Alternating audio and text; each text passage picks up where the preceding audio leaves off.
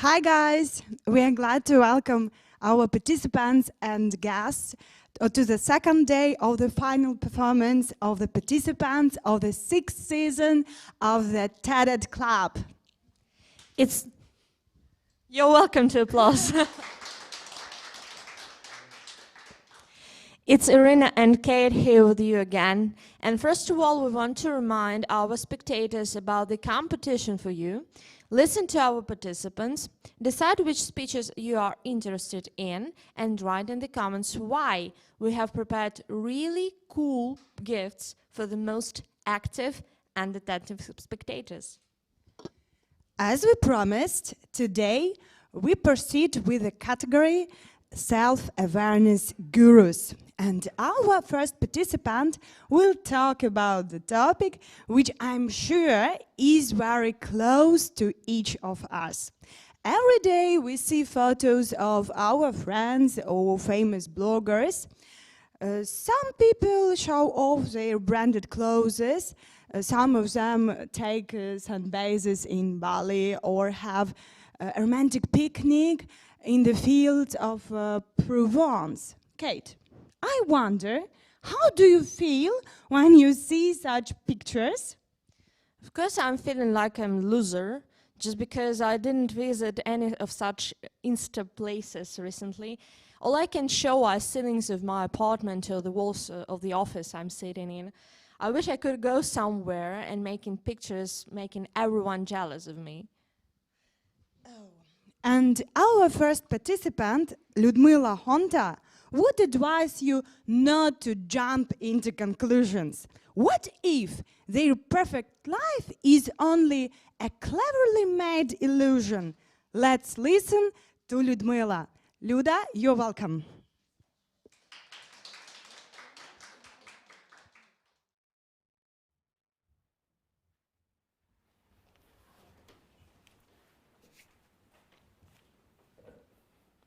Close your eyes. Imagine, social media is no longer available. There will be no internet, no more perfect life.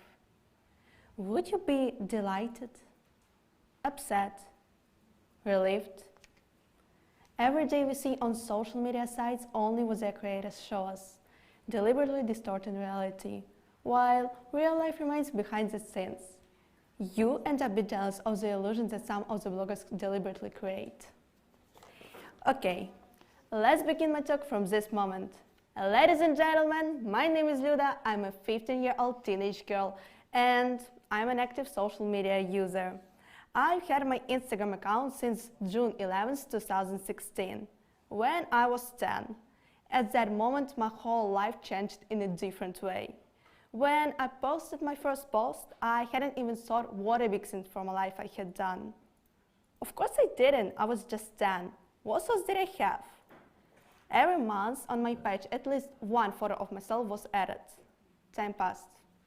In 2018, I became an Instagram and TikTok blogger. Thousands of people followed me and were interested in my life. I really got into it. My first Insta story, I remember it clearly. Many filters, Photoshop, and prepared script in front of me. Everything was fake. I looked perfect, just like a princess. A lot of girls texted me that they were just jealous of my perfect life. But no one saw the real facts.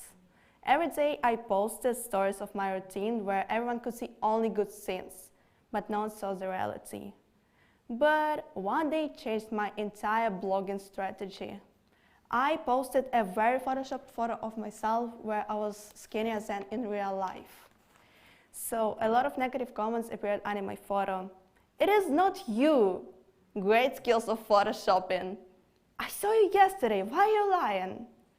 When I read it all, I felt so sad that I even cried because of people's reactions. Each day I got thousands of hate messages. One time when I was walking with my friends, a group of people came up to us. At first one girl said, "Wow, I've been your follower since the beginning." I was so happy about it. But then her friends came up to us and began to tell, "Oh, it is you? You look like a frog in real life. Your blog is about nothing. I couldn't recognize you because of the filters on you."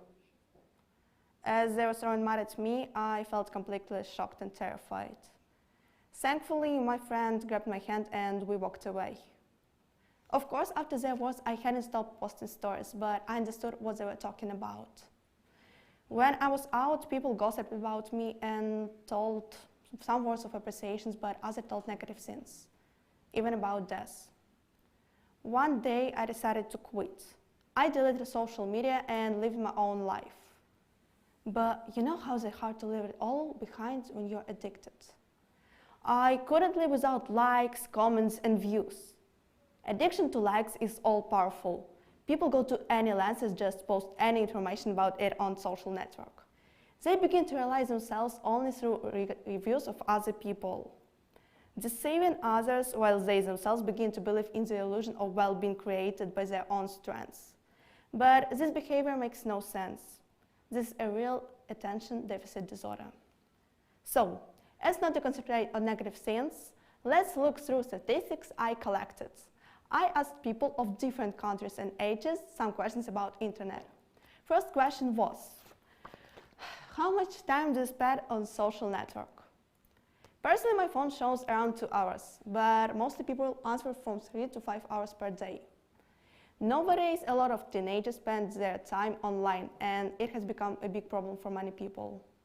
But we stopped noticing a lot of things because offline life is not as interesting as online. The next question was, are you the same on social media and in real life? 80% answered no. For me, it's the same. Look, it's me on one day.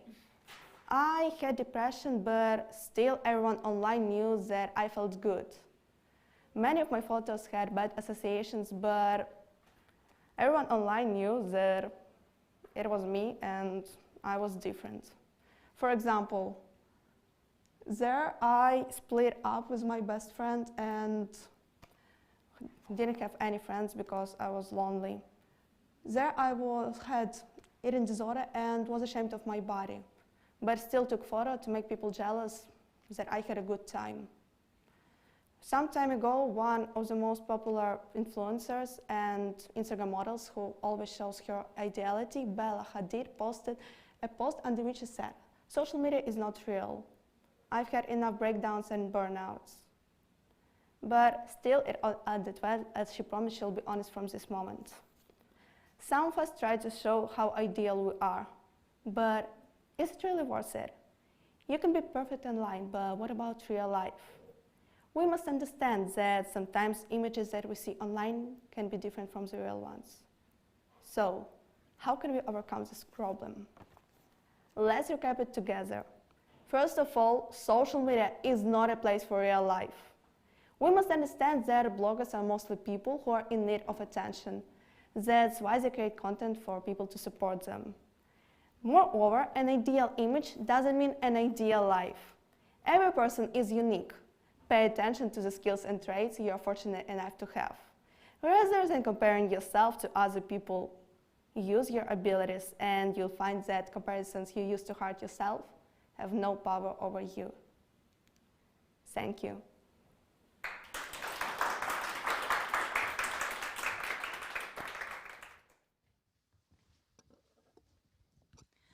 Kate, you see, real beauty isn't on Instagram. It is around us, in our souls and hearts. We just have to be able to notice it. I guess you're right, and in this regard, I really like the saying that is, by the way, one of the favorites of our next speaker, Sofia Mchelidze, nothing is ordinary if you look at it like a musician searching for something to play or like an artist searching for something to paint. And now Sofia will share with us her thoughts on the beauty of life. And don't forget about applause.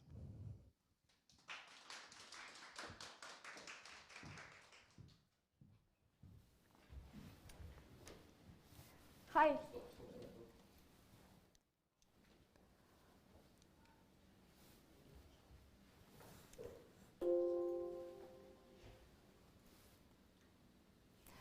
Hi. This is where my journey begins. My mom calls me Sonia. I'm 2, and I'm always crying. My mom, she's the only person that can calm me down. I love going for a drive and singing songs with my dad. In our car, there's always this song, "You're My Heart, You're My Soul" by Modern Talking. I don't understand the lyrics, yet everyone is smiling, so it's definitely about something sweet and pure. And this is my grandfather. He's the second person I love. Furthermore, he plays with me all the time, and I love staying with him when my mom is busy because I can skip my nap. And although she tells him to make me sleep, for some reason he always ends up sleeping instead of me. And then here's my grandma. She wears this bright red lipstick and she was kissing me. That's why I always hide from her. I don't want to have red stains all over my face. June 14, 2010, I'm 5. My grandma has taken a day off and made this pink dress for me. I've always dreamed of having a pink one. And my favorite one, I'm almost 6, sitting with my best friends, eating the best cupcakes in the whole world and being the happiest person alive because my dad bought me an entire jar of Nutella, which we ate in 2 days. Then my sister was born. We're moving to another city. There I'm going to music school and being blessed by meeting the most beautiful people, both inside and out. The smell of Philharmonic Hall, vintage grand piano, monster recitals. We are learning how to listen and how to be heard, getting to know other musicians, and realizing that music is the only tool for expressing the inexpressible. My conductor always says, "We aren't here to feed your brains. The true mission of art is to feed your hearts and souls." That was certainly accomplished. I've never seen such a level of solemnity before. I've never harnessed the power of sound before. And I've never met so many people who are this deeply in love with art and what they are doing. This is my sweetest musical memory. My first performance. I'm standing on the right, singing with other first graders. Behind us, there are graduates. And following the tradition, we are holding bouquets that we will give to them. We are so young, so pure. Their stories end, yet ours has just begun. 8 years went by quickly, and here I am standing on the very same stage. Behind me is the very same grand piano, and I'm holding the bouquet that I got from the first grader. Now my story ends, and their story begins. And the last one, I moved out again, everything has been left behind. I'm sitting on the floor of the public restroom and writing in my diary. Childhood days. Our hearts were overflowing with love and compassion, which we spread everywhere. Then we're growing up. Life isn't as simple as it was before. People you loved and admired the most turn out to be the people that you can trust the least. Every day I wake up, I look at my mom and I see more gray in her hair. I see more wrinkles on her beautiful face. You see those who spoiled you as a child. You see your parents getting older. And you realize that at some point it will be your turn. And you wonder, what's the point in doing anything? you ever wish you could wake up in your childhood bed just for one day to remember all the way it felt like? To remember all the little things you've forgotten, all the small and beautiful details. To remember the way your room was set up, the sheets you had on your bed and the way they felt. To smile sincerely, to see your parents happily together, to run to your grandfather when he gets off work, and to be the happiest person alive because your dad bought you an entire jar of Nutella. To remember the way your parents looked when you were young. And that's how I met Albert Camus. I'm reading The Stranger, having a hope that Camus will give me an answer to the question, why am I here? Yet he said, you're the only one who knows the answer. And I feel like there is no direction I can go and there is no solution, and this feeling like the best has been left behind and life has no purpose says me to an existential crisis, being like, what is even the meaning of life if I've lost myself? And not only was I looking for the meaning of life, but I was also looking for something sharp to cut myself with, because somehow the only way I could prove to myself that I'm real and I'm worthy. And once I'd done it, I was coming back to this again and again. And I was convinced I was on the right path, given that the pain made me happy. Yet for a very short while.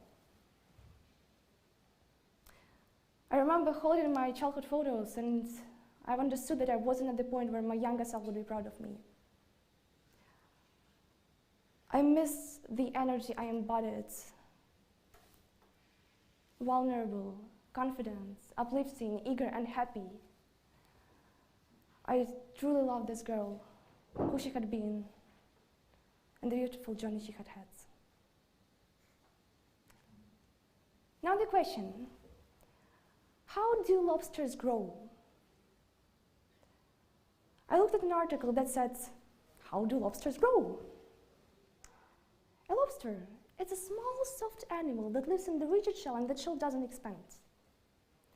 At some point, the lobster is growing and growing, and the shell is too small, it's too tight. And you know what it does? The lobster has no choice but to grow through a shell to break it.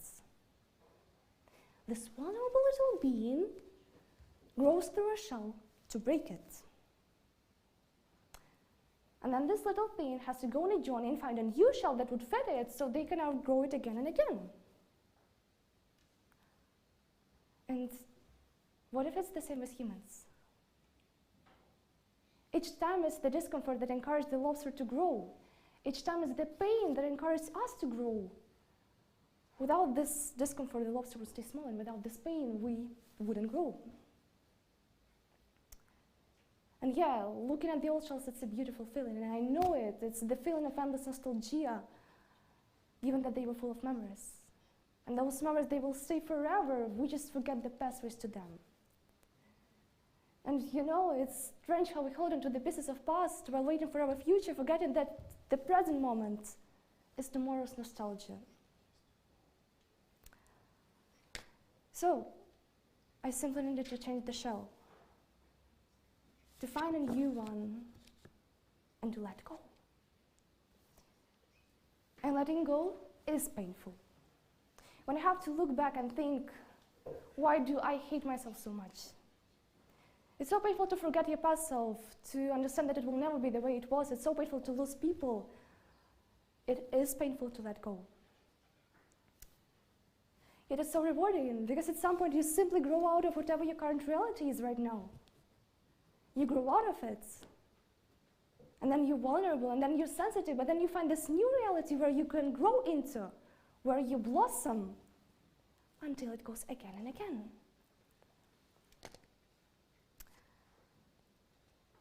And what if that's exactly what makes life even more beautiful?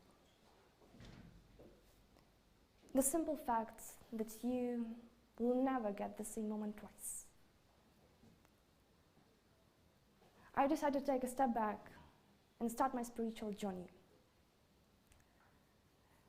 When most people hear the term nihilists, they might imagine a man sitting in a dark, windowless room, somberly contemplating the meaningless of his existence. I wasn't sitting in a dark, windowless room. In fact, I was wearing pink, dyeing my hair red, writing poems, painting, romanticizing the sadness, yet rejecting the knowledge, moral principles, and the idea of being. I was looking up to all these sunny nihilists that said, since discovering I'm worthless, my life has felt precious, convinced that through nihilism I would find my purpose too. And though nihilism can lead some people into a source of personal fulfillment, unfortunately I wasn't lucky enough to be one of them. In the months since discovering I'm worthless, my life hasn't felt precious. My romantic soul was stuck in this meaningless reality, and facing the realization that life is meaningless, I've got so many questions. Yet the only answer allowed was the sharp nothing. Are you honest with yourself? Why do you believe what you believe? Who is the person you love? Why do you love who you love? Why do you wake up every day? What is the biggest waste of human potential? What is the difference between living and existing? If everyone knew the best way to live life, would we all do our if everyone knew the best way to live life, would we all do the best we can? Is there the best way to live life? Yeah, in English there is no why, there is no who, there is no what. Things just are. The question, so natural, so instinctive for humans that have a question literally for everything they do since the day they are born. From the reason they get up in the morning to who they love, falls into a chasm of emptiness where there is just nothing to answer it. We become what we choose to believe. So what's the point? This is what the rest of my life is going to be like? No. The understanding that it kills me. And why choose beliefs that have the potential to kill you or depress you? And however ridiculous it may sound, I would rather choose a happy thought, because happiness is a choice we make, and this can only be fueled by the right beliefs. Beliefs in the inherent goodness of the world, beliefs in a sense of poetic justice of the world, beliefs in romantic destiny, beliefs in human consciousness and wisdom, beliefs in some or other sort of divinity, beliefs in human power. Nihilism has shown me the reality of nothing, and from nothing I went to everything, realizing that our thoughts and minds are much more powerful than we can imagine. That thinking, talking, projecting positivity matters, that every moment, every single word, every connection you make matters, given that every person, every circumstance, and the thing is attracted to you based on the vibrational frequency you're putting out. The ultimate change for me was a change of a mindset. I went to the recognition that our thoughts and minds are much more powerful than we can imagine. You and only you can return to who you are, to create a beautiful life for yourself, and to let go of everything that doesn't feel right. Remember, just slam your heart into the people, and into the places that ignite something deep inside of your soul. And the right things will stay. You will never lose what is meant for you. Be grateful, be patient. Drop the guilt, drop the compression, drop the time, and drop the rush. Start telling yourself, I am worthy. I am powerful. I am free. My life has meaning. What I do has meaning. My actions are meaningful and inspiring. And do this. Take a deep breath and close your eyes. Give your body permission to relax and be comfortable. Allow your body to feel, really feel the contact that it makes with the chair and with the floor. Take one big breath in and exhale out. Exhale in and exhale out.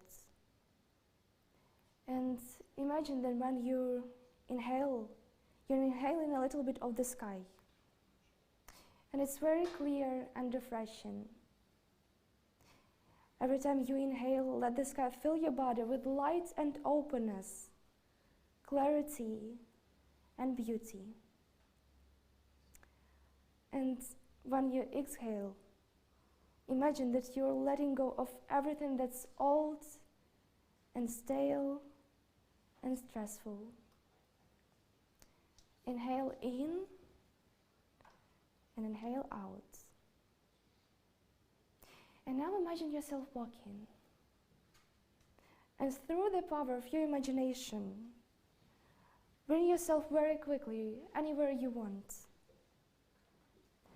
So find yourself walking, walking and walking, somewhere safe and beautiful and peaceful and quiet, in the woods or by the ocean, near a river or your grandma's house. Walking slowly or quickly, whatever suits you right now. Walking at whatever place feels the most comfortable to you. Notice the air around you, how it feels on your skin. Become aware of any sounds close to you or in the distance. Birds, animals, people, or just the whisper of the leaves on the trees. You are walking a little bit more slowly now, and you see the house. The front door is open, and there is a child. Start walking towards. This is you. And when you're standing in front of this child, reach out to them and hold their hands. Look into their eyes and say, I remember you. I know you. If it feels right to you, allow your child to bring you into their favorite room in this little house. And as you enter this room with your chair, notice that there is a big, comfortable rocking chair there. So go to the rocking chair and sit in it. And if it feels right to you, invite this precious child into your lap. Hold and rock them for a while. Hold and rock them. What does it feel? Continue rocking your little one in this beautiful room, in this comfortable and safe little house you found for your soul. Rocking slowly. Rocking slowly. And just for one moment, see if you can switch places with the child. Just for one moment, imagine that you are the little one who is being held and rocked in the arms of a loving adult being, and slowly being rocked by this grown-up. If you can, allow their big unconditional love to wash over you.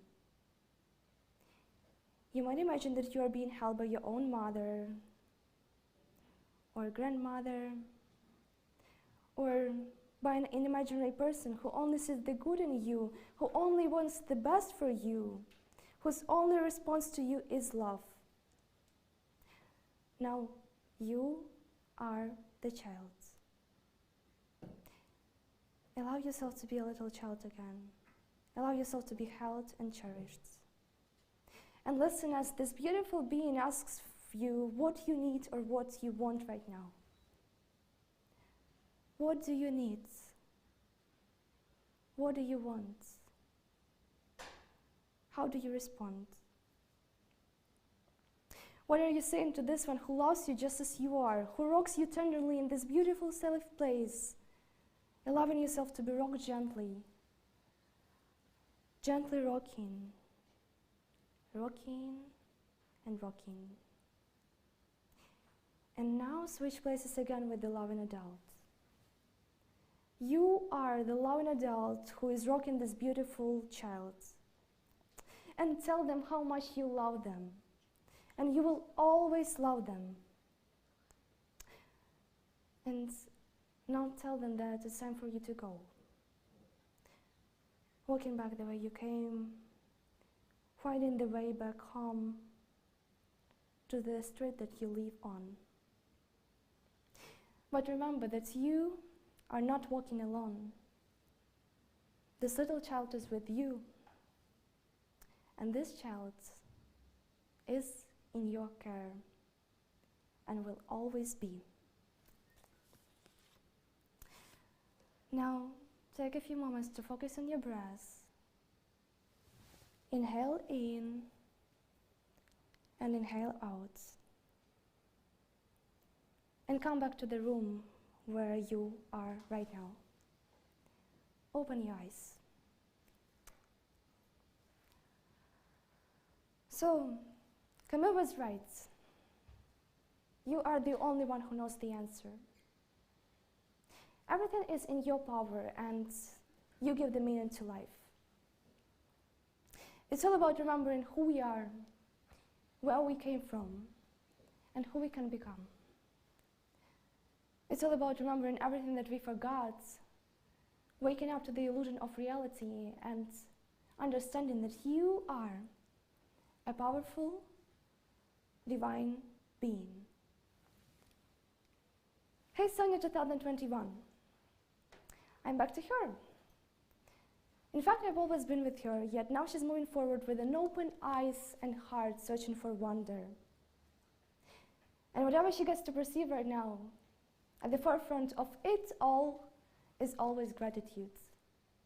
What a spectacular, unique, poetic, deep, hard to understand, but overall magical and hypnotizing life it is to be alive and get to feel the spectrum of emotions. Thank you.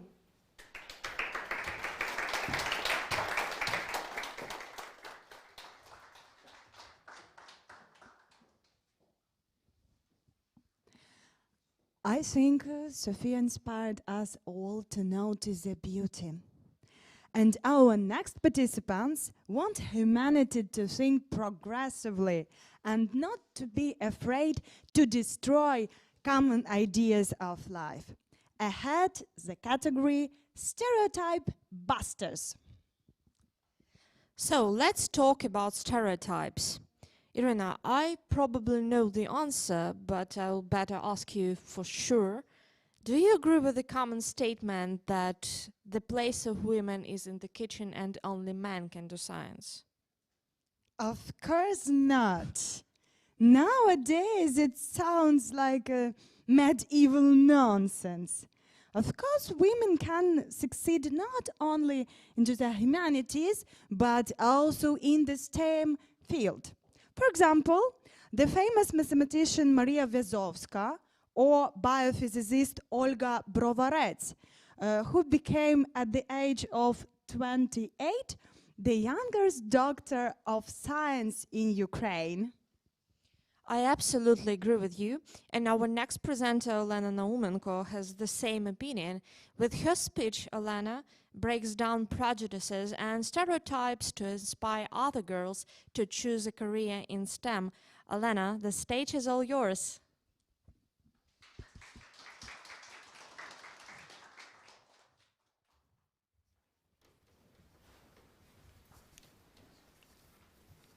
Why does a glass ceiling exist? Why does society not accept women at high positions? Why are women scientists not perceived? Interesting questions, right? What do you think the oppression of women means?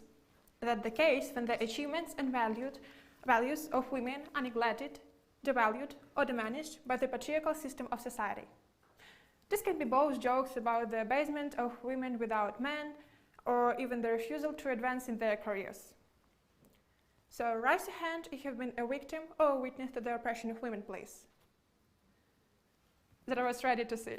Because according to research in 14 countries, even the opportunity to get a master's degree is 20% for men and only 8% for women, more than 2 times fewer. University teachers argue that female students will not graduate because they get married or something like that. According to the STM Gap research, women make up less than 28% of STM's workforce.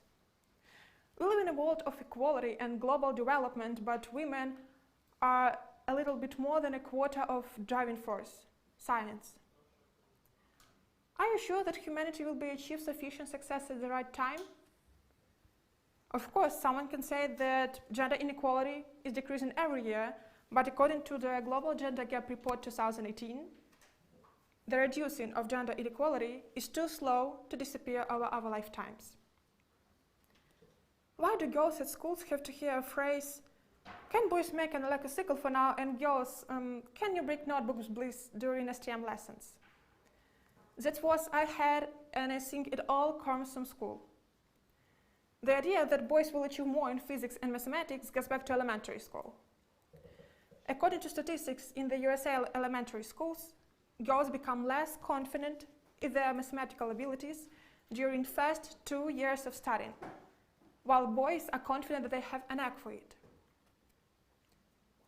Perhaps today's youth is more conducive to gender equality, not the older generation, but the older generation that teaches young people in schools and universities. By the way, there is an interesting pattern. There are more women teachers in schools and more male professors in colleges and universities. The stereotype that women's main goal is to raise children is reflected here as well. Women are less likely to get a degree afterwards. You only need to know this, it's enough for you. Many people probably know that less than 100 years ago, it was common for men to appropriate or depreciate the achievements and discoveries of their female colleagues. And many are also convinced that this is not the case now. If anyone doesn't believe it's still common, here's a recent story. In 2018, a scandal broke out at Tokyo Medical University. It was about the underestimating the grades of female students at entrance exams. Since 2010, the number of girls who has decided to enter a Japanese medical school has increased, and the management of this university has tried to reduce the number of female students. In 2018, 4 times fewer girls than boys were accepted to university. The management of this institution in this way has tried to increase the number of young students. According to them, that's boys who would then work in their specialty, and girls would leave their careers because they will get married and have children. One university teacher, Tim Gant, who was nominated for the Nobel Prize, once said in a news conference, "Let me share with you my problems with the girls. When they're in the lab, 3 things happen. You fall in love with them, they fall in love with you, and when you criticize them, they cry." As you can see, prejudice about women's intelligence and ability to make remarkable discoveries is not limited to the uneducated. Can you call such people smart? I can't. And our moms were right. You should choose men not by words, but by actions. For example, in 1940s, women, the programmers of the world's first ENIAC computer, several scientists who has made the significant contributions to the project, usually are not mentioned in the story of ENIAC. And sometimes it's more focused on the advances of hardware rather than software. Do you know why? Because hardware, unlike software, was created by man. In science, it's called the Matilda effect. That's the sexist prejudice against the recognition of female scientists whose works are often credited with the authorship of their male colleagues. You may ask why a 16-year-old girl is interested in that, and I will answer. I am passionate about STEM, and I'm going to build my own career in this field. And I don't want to fall victim to something like that. I don't want another girl to hear the phrase, a chicken is not a rooster and a girl is not a physicist, which will almost kill her dreams. After this phrase, I realized that something needed to change. And luckily, more and more people think so. For example, in our country, in Ukraine, there is an organization, STM Girls. Their main task is sharing this idea and making people to think about the solution to this problem. Also, there are youth centers such as Open Lab in Lviv and Quadrat in Vinnytsia. These are places for youth development, including in STM. In addition, there are a lot of internationally proven associations. These are Girl Start and STM for Her, which help conduct research. Finally, there is National Center for Women and Information Technology, which covers the entire field. Also, there is Go Develop It, that conduct competitions and hackathons for funding projects. Funny that Women Who Code and Girls Who Code were founded. Was it such a popular joke about females in programming that they needed to appear? Was it a possible solution to this problem?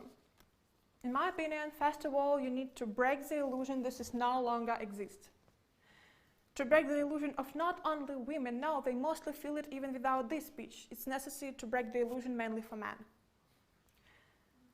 Most of them believe that it doesn't connect it with them, and it will not have an impact on their future. But are they sure? As I was very influenced by it, I decided to become a member of one of these organizations, and I became a volunteer in STM Girls. Our activity is more focused on work with students of schools and other educational institutions. We help with research, conduct training sessions, and sometimes competitions.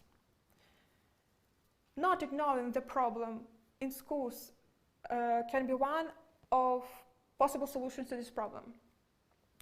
With the right work, we can reduce the number of opponents of the idea in the future. It can be provided by educators, and therefore work is one of our tasks.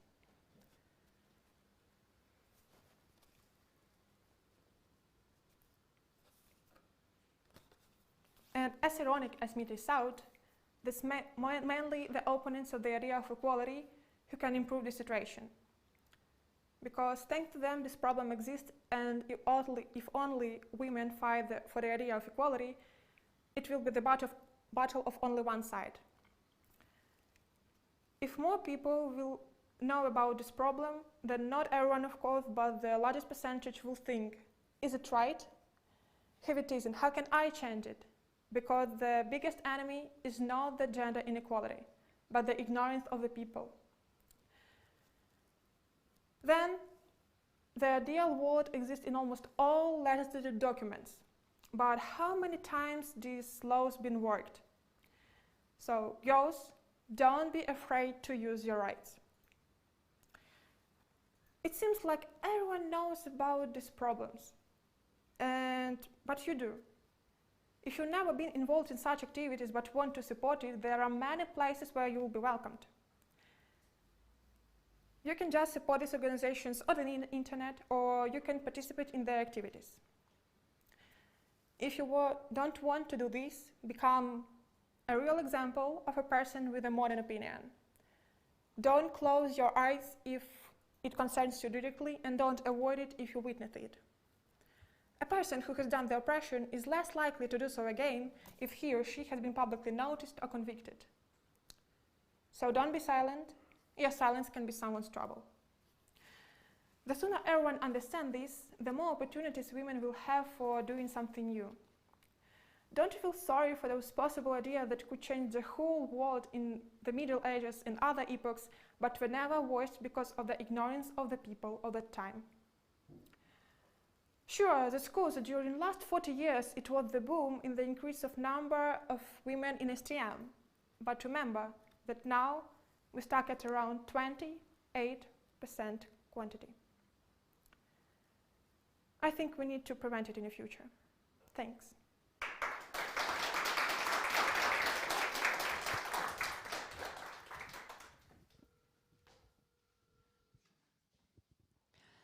Cool.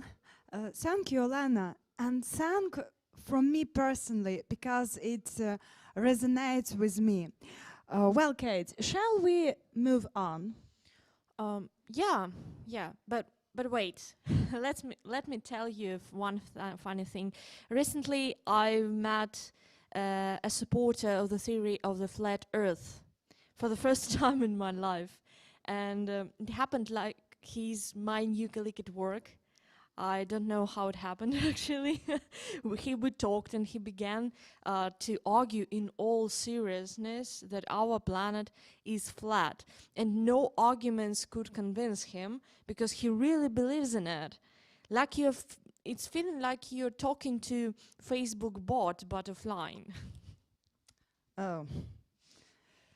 Unfortunately, it is not surprising today, because there are a lot of these horrible stories about chips, 5G towers, aliens, and other trash. As for me, I would put them back at school desks so they would get basic knowledge and not to make up nonsense. Yeah, knowledge is a power, and we have to fly to the stars, not going back to the caves, right? And our next speaker, Vitalina Ishenko, is also convinced of it and wants to talk about the importance of knowledge in our lives. Please support Vitalina with a round of applause.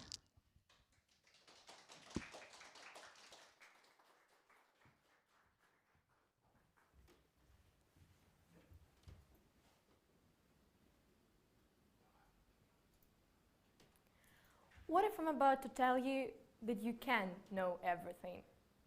I know most of you have been told you can't. Also, I'm gonna show you why this is important. At first, because Tom Hiddleston says so. If it's not enough for you, I guess you need to listen till the end.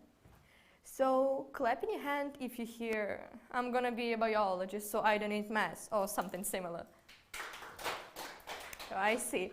Actually, this is the worst statement that you could hear, because this is just an excuse not to study more. Well, let's go to modern history. In ancient times, all the knowledge that humanity had was concentrated in Greek, Egyptian, Chinese, Iranian, Indian, and Mesopotamian civilizations. And so the next generations in the Middle Ages were developed based on knowledge of those ancient civilizations. And so here we and our society were formed based on knowledge that we previously had. It looks like a pyramid, but indeed we have much more knowledge than ancient civilizations had, so this will be more accurate. That made most people live in the illusion that we know almost everything and just stay in the balloon, a secure balloon of knowledge. Imagine one man is walking around the forest, he sees the stone. He doesn't know what kind of stone is it, so he takes a photo of it and Googles it. This is rhyolite, Google knows it, okay, alright. This fits the illusion of infinite knowledge. A week later, that man is walking in the forest again. He sees just another stone, he takes a photo, it Googles it, and wow, at this time, Google doesn't know what it is. He's confused, of course. How can Google not know something impossible? Well, let this man be a programmer. It isn't related to stones. So he can search everything about the stones, read a lot of books and articles, but he thinks, well, I'm not the right man, I know nothing about the stones, maybe someone else. So he just leaves the stone to someone else to discover, because this man doesn't want to go out of the balloon. Actually, our education system fits this illusion too. In our schools and universities, we study just some tiny part of the balloon.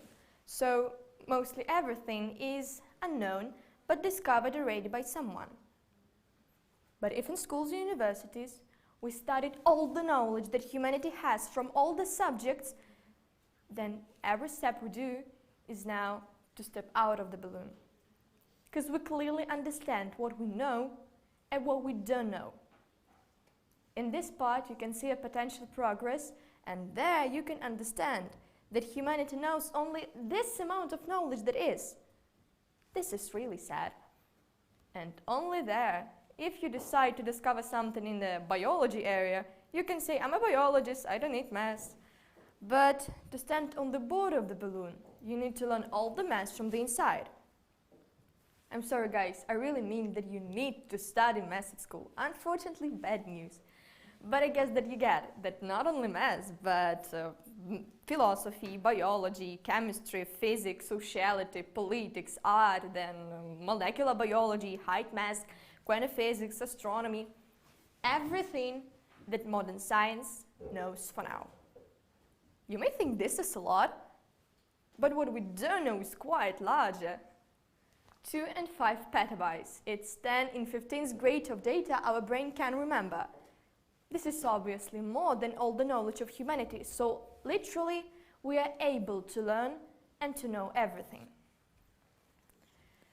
You know, it's not really only about our schools, but about every one of us. I came to understanding this 4 years ago. How? I just had a row with my aunt who doesn't support vaccination, and I understood everything is bad. We really need quality education. From that really moment, I was everywhere. Sport, philosophy, art, volunteering, theater, as an actor here. I made my parents give me extracurricular lessons in math, biology, chemistry, geography, not because I don't know what school gives me, but because I want to learn more. Also, I study physics, politics, foreign languages actually, by myself. This is my ideology. I want to be on the border of the balloon. I don't want to invent the bicycle, but to discover something about. Okay, I'm here not to say you that I know so many things, I cool, you suck. No, no way. I just want to explain. It needs to be done. Because who, if not we? I suggest in more than a hobby. Learning everything. What is good about this is that there can't be any mistakes. Like, you can lose the match, but you can't lose the lesson in YouTube, right? Also, there could be such opinions like, I'm gonna be a chemist, so literature isn't mine, I don't want it, I don't like it, I'm not into this, and learning literature will be a torture for me. Okay, I got you, but there is another side. The knowledge that each one of you has makes an extremely big impact on your personality.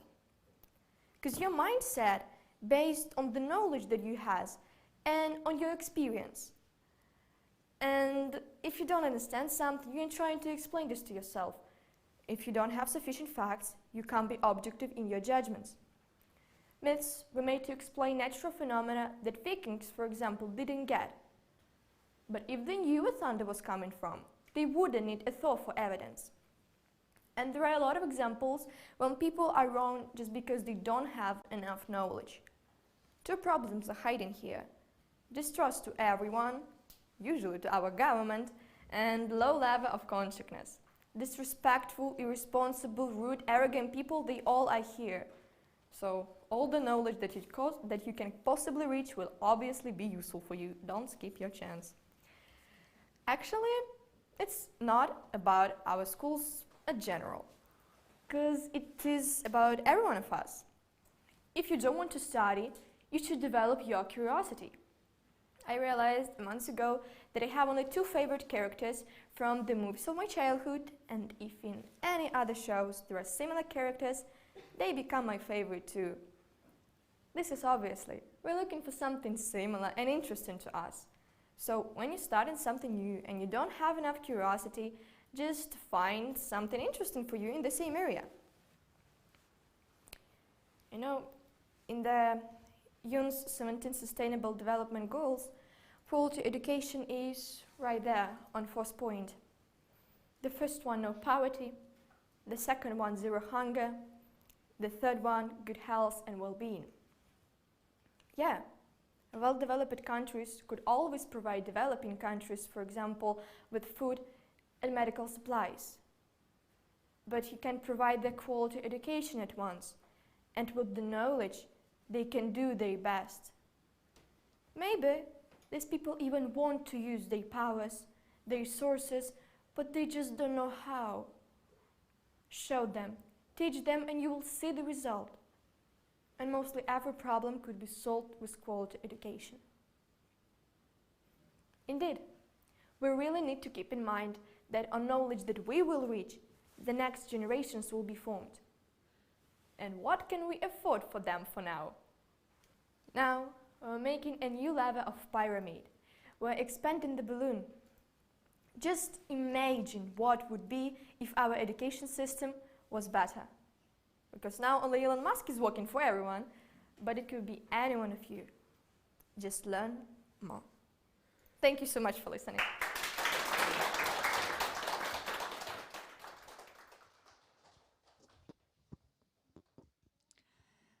I totally agree with Vitalina, because knowledge is very important. It is power.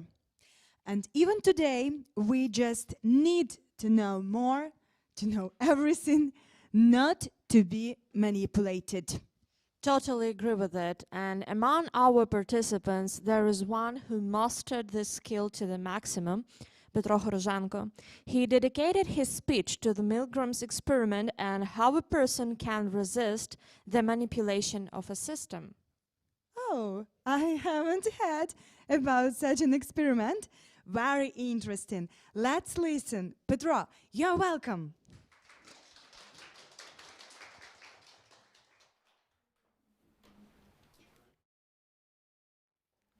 Do you know these guys? Of course you know them. 1,000,000%. Squid Game had a big hype in September this year, and there are lots of memes about it. But my speech isn't about Squid Game itself. It's about these guys. They're just like soldiers that are doing their work, but weren't you asking a question? Why were they doing it? The answer to this question I want to tell you today, and I want to tell a story about Milgram's experiment that shows how the system works even now, in our days. Okay, so this is Stanley Milgram. He is a Jew, like many Americans in that time. And this is Adolf Eichmann. He was facilitating and managing the logistics involved in the mass deportation of the Jews to the extermination camps. Roughly speaking, he was the person who signed the death sentence to all the Jews who were in the extermination camps. And he, like many of the Germans, fled to Argentina, where he had a wife and a son. But through the time, his son fell in love with a neighbor's girl, who was a Jew. And he told her all the secrets of his father and what he was doing in his past. Adolf Eichmann was arrested and sent to Israel. But on the trial, where Stanley Milgram was, Adolf Eichmann didn't look like a person who did all of this. He was like a normal person. And Stanley asked himself, why? And to find out the answer to this question, he started a series of experiments called Milgram's experiments. In the experiments, 3 people participated. 2 of them were test subjects. The first was the manager, the guy on the right. The second was taken to another room. The manager had the boss, the guy on the left. The third participant who was telling what to do and was giving the orders. The manager was asking different questions to the person in another room. If he answers incorrectly, he gets electrocuted. And every wrong answer means higher power of electric shock. But there is one problem. The real test subject is the manager. The guy is in another room is an actor. He acted like he was in pain, and one moment he didn't even give any life signs. And the manager didn't know the situation, and the experiment continued. And what is the goal of the experiment? To see how the influence of the boss works on the manager. The manager is a sword and the boss is another, and the results were shocking. To the max point of electric shock of 450 volts came 65% of all the participants. It means that 65% of all the participants do actions under the influence of the boss.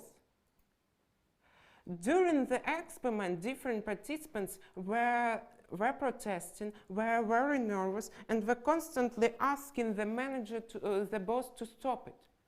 But he was saying that it's okay and we can continue the experiment, and the experiment continued. 65%. Why do 65% of all the participants do this, ignoring that they were doing wrong? Like Germans in the Third Reich were killing Jews, like young soldiers in Squid Game were killing the participants of the game. Why? Because these people said, it's not our problem, all still under the responsibility of another person, or it's not my fault. Oh my, or it's not my fault. Germans at the trial, Adolf Eichmann said that he was just executing orders, but he still was executed.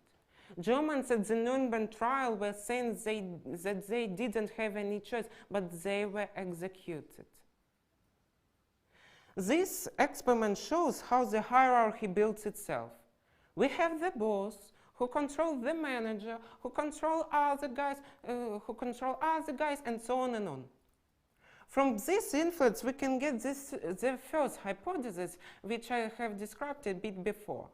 It's when the manager shifts responsibility at another people, for example, at the boss or at the actor. At this time, moral values are suppressed, and we get a person who, at this situation, do actions based on other people's feelings and ideas.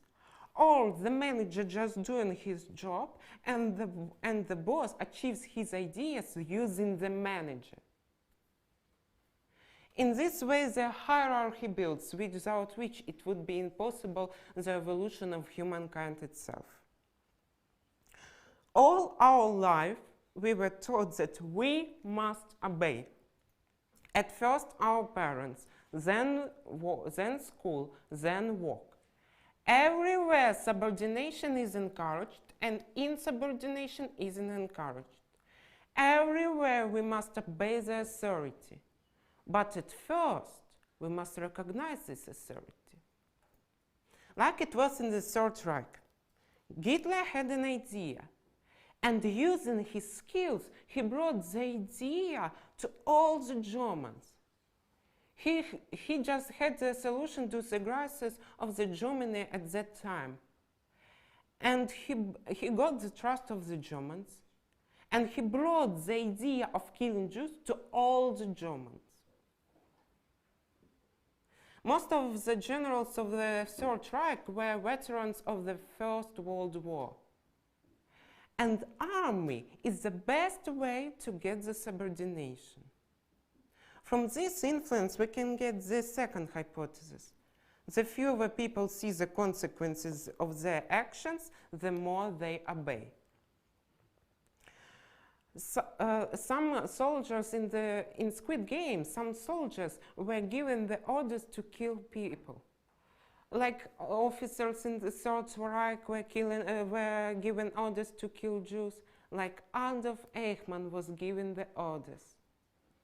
But these people didn't kill people by themselves. And because of this, they were more subject to the system.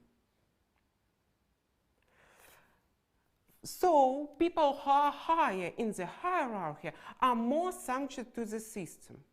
Soldiers were managers, and because of this, they were doing all of this. Also, there were Milgram's experiment where there were several managers. In this way, the meaning of conformism plays one of the main roles. It's when the managers, as themselves, are building the system. From this influence, we can get the third hypothesis. More people are doing the same work, the more people will join them too. The experiment showed that 90% of all the participants follow the idea of the majority. People always want to be the part of the society. Unfortunately, nowadays, more and more people are using these three hypotheses, and more people are becoming the managers. For example, in 2020, one person brought the idea to people, and because of this, New York Stock Exchange incurred losses for $70 billion. And this person became a millionaire just because he knew how to rule people. And we should know where and how we are becoming the managers. We also should know where it's good to be the manager or not, how to be the boss, and understand these focuses of psychology. Remember, you're responsible for anything you have done and you are doing now. We live not in a happy world. Every person wants to be the boss. And you should have your own ideas. You shouldn't live by the idea of another person. Remember, we always have a choice. A Jew musician, Władysław Szpilman, once told a story about how a German soldier saved him during the Second World War. And German soldier, whose name was Wilhelm Rosenfeld, said, "I'm sorry for my people, and I am ashamed of my people." And this soldier was bringing the food to Władysław. We always have a choice of what we are doing. You shouldn't be the managers or slaves of system, because it's your idea, your dream, your life, and your future. Thank you.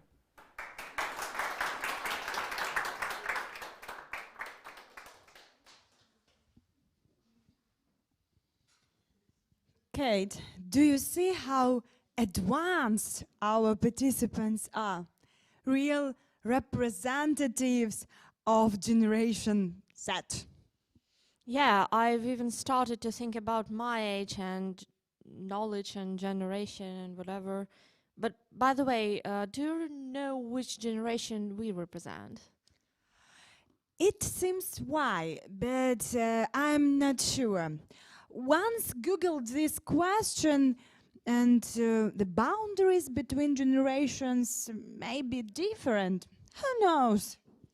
I think our next speaker, Volodymyr Dolgopyatov, may clarify this issue and tell us if the theory of generations is true or if it's just a fiction of scientists. Volodymyr, the stage is all yours.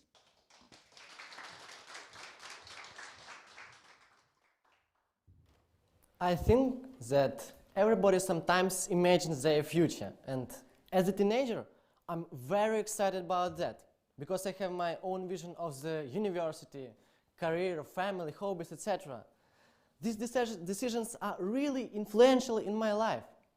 So, as I have nice relationships with my relatives, I thought that it would be a great idea to ask them for some tips. I decided that at least it could expand my mind and define the vector of movement I should follow. And when I got them, I realized that none of them fully fit me. There were parts of some ideas which seemed interesting to me, but I felt that I need to find something related especially to me. These thoughts made me study another interesting sphere, but still led to the answer to the question about my future. So by coincidence, all people I asked were representatives of different generations. And throughout receiving some answers and getting tips, I started catching main ideas, values, and priorities that their messages contained. So these thoughts made me study another interesting sphere of human behavior and psychology. It's generational theory. And as I got some answers, I started analyzing them. And I started catching the connection between them and characteristics of a certain generation that a corresponding person belonged to. So, what do you think is a generation? Generation is a social group of people who born in the same time. They have the same habits, values, etc. And their beliefs are different to some worldview of their predecessors. And this may be really useful for marketers who segment people into different groups. This may be useful for employers who want to create better conditions for their employees and realize their needs. And in the end, it may be useful for everybody who wants to become a better interlocutor. So, what do you think can shape a generation? What is this force? What can shape a generation? Conditions. Yes, you're right. The conditions and events that a certain generation experienced determine its future. So conditions and events may be political wars, stars of the time, it may be some trends, and simply put, these are trends at atmosphere that were presented when generation was forming. So my grandfather's advice was like, your work is the most important sphere of your life. All your attention should be paid to professionalism and correspondence with some organizational structure of the company you work for. You should pay as much attention as possible. So you can come home late, but you should focus on your career and don't hurry with that. He's a worthy representative of traditionalists, or how they were called earlier, silent generation. People of this generation are usually very loyal. They try to keep safety and maintain status quo. And now let's try to compare conditions that were presented when this generation was forming and the results that we have. Because this generation grew up during the period of industrialization and collectivization. So they've got used to fighting. They appreciate collective thinking. And they've got used to overcoming difficulties. And the thing they are focused on is work. So that's actually what can be traced in my grandfather's advice. And my grandma's advice was like, you should show your best, because you are the best. You should show loyalty to your employer, and I think that you should do your best anyway. You should do as much thing as possible and try to move horizontally, but mostly vertically in your company. And you should define some KPI with your employer, so then you can straight ask about a promotion. And she's the worthy representative of generation baby boomers. The Census Bureau describes the period of 1946 to 1964 as a baby boom. The birth rate increased from 3 to 4 millions. That was in USA. That's incredible. As they matured and became consumers, marketers started to promoting products to them, and it was so successful. So, people of this generation are usually competitive. They are confident and they're focused on the result. And that is actually what my grandma told me. And before we start in the next generation, here are another force that can shape a generation, that can shape a characteristics and worldview. So, what is this force? How do you think? Maybe relatives. Yes, I would say that who are them? And they're really parents. So, baby boomers are usually parents of millennials, and Gen X are usually parents of Gen Z. And studying other generations, we should pay a lot of attention to some characteristics of their parents' generation. So, my dad's advice was like, You should try to be flexible and maybe move horizontally. You should expand your set of skills. You should be independent in everything. So these are his characteristics. He is really independent. People of this generation are realists and they are very resistant mentally. Because in the 1980s, economy went worse and worse. And everyone predicted that this would be the first generation to live worse than the previous one. Therefore, they are very skeptical and they are taught to estimate situation objectively, despite alternatives aren't very good. They began to appreciate what they have as their parents.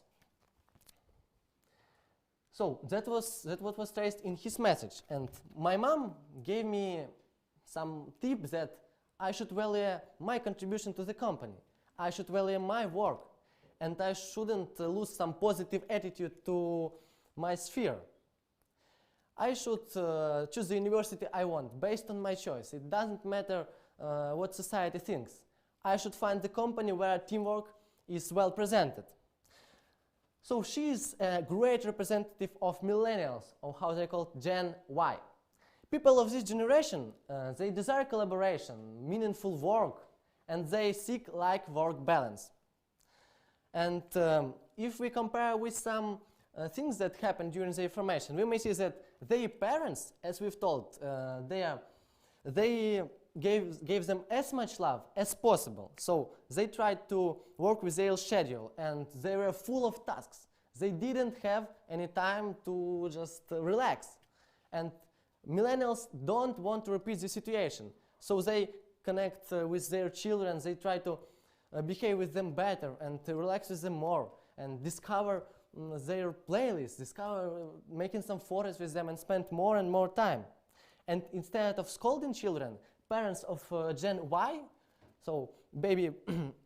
so instead of scolding them, representatives of this generation were children who grew up in love, and their parents didn't scold them like their parents of traditionalists or other parents once did.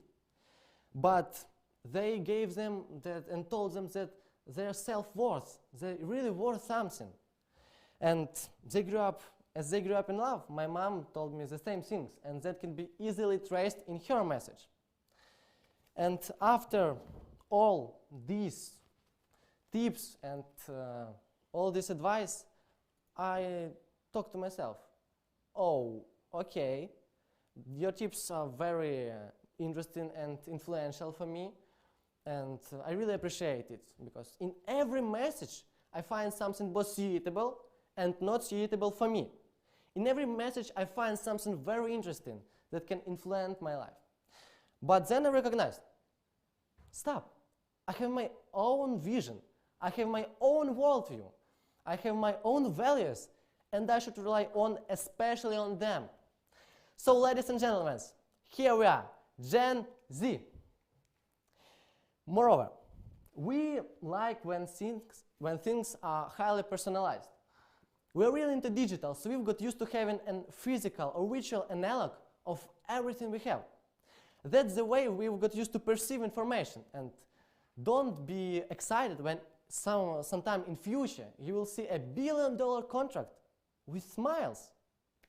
We have the fear of missing out, so we are scared of being just leave this stream with all of this information. And almost all people of Gen Z follow the do-it-yourself principle. We're individualists. We like to customize everything we have based on our own taste. And in the future, we're going to even name our positions at the workplace. So Gen Z is very individually strong personalities, and their employers should teach them how to balance individual work and teamwork. We are a generation who have limited attention. It's 8 seconds. That's the less that previous generations had. So we can easily lose the focus. But at the same time, we can easily switch between different tasks. So our future employers should should taught us how to do this right. And each of representatives tries to create a unique image of their future. And everybody of us, I think, is registered on Facebook or Instagram. I even don't remember the last time I checked the third or lower ink in the search query. So, as you may say, why do you think generations are called like X, Y, Z? Maybe creators are keen on math? Truly no. I may say that marketers love easy to pronounce names. So it started from baby boomers who were called like that, and they didn't feel any displeasure because they felt the attention and they felt that it's honorable to belong to it. And then authors of other books started to name other generations, and then it was corrected by another authors, by representatives of other generations, etc. So now you may see how different we are and how are we going to communicate with each other. So how X's, how they haven't determined millennials, and how baby boomers are going to deal with Gen Z. That's a great question, because all of us are different. We have different features, characteristics, values, priorities. And the things we need to pay attention at when communicating with others is values of another generations, because we are not good or bad, we are just different. And as a good interlocutors, we need to find some touch points which correlate with values of a corresponding generation to create a connection with them. It would be easier. So knowing, if we know how to create these conditions and what are these conditions, we will present them to the representative of a corresponding generation. That's the main tip I want to give you. That's the main thing I'm talking about. So you should define the values of a corresponding person, then choose the following conditions that should be presented and connect them. So create the comfortable conditions for a representative of a certain generation. So I may say that now the next generation, Generation Alpha, is growing up. That's a generation to which my brother belongs, and I'm looking forward to define some features of their generation. But as for now, we need to be concentrated on the giving some comfortable conditions for a corresponding representative. Thank you.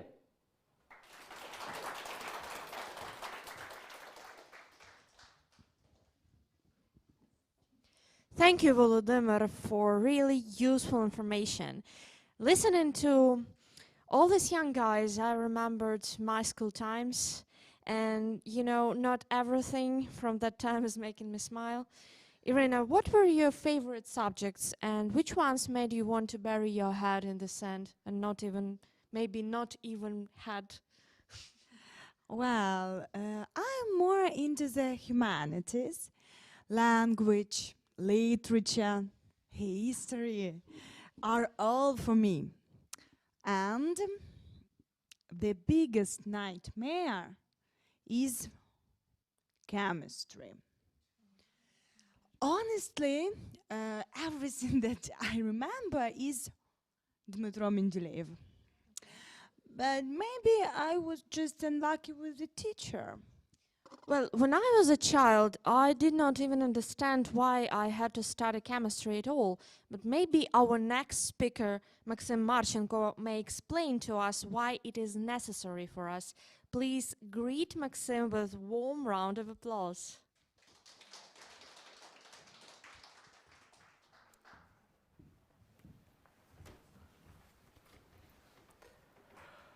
I want to ask you one question. Do you like it when someone lied to you? Put up your hands if you appreciate when someone lied to you. Great. When I was studying in 7th grade, one of the topics was finding the square roots from rational numbers.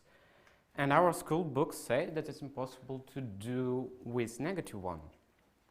But a few months later, I discovered the idea of complex numbers, which allows me not only to search every even square root from any negative Russian number, but even more, to describe our three-dimensional world in an institutional way. So, what we got? People who say they want me to know the truth lie to me.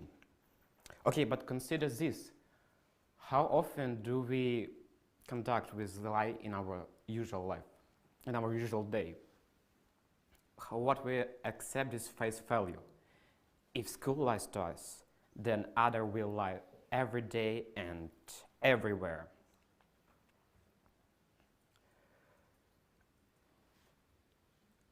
But can we accept that, and can we do something with that? Because, you know, every falsehood has its price. For one time, it can cost you an argument with your friend or wasted money, but other time at stake will be your health or even life. Let's come back to the school, the example I started with. I asked myself, would my life really change if I don't know about complex numbers? I don't think so. However, now I need them for some calculations. I would get it because I need it.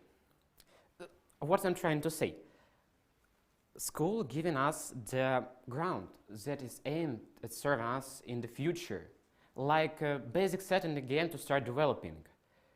We get it to developing in the future. So, school don't lie to us, vice versa. It makes some information easier, makes some simplification, so we get the information. Otherwise, we just don't get it.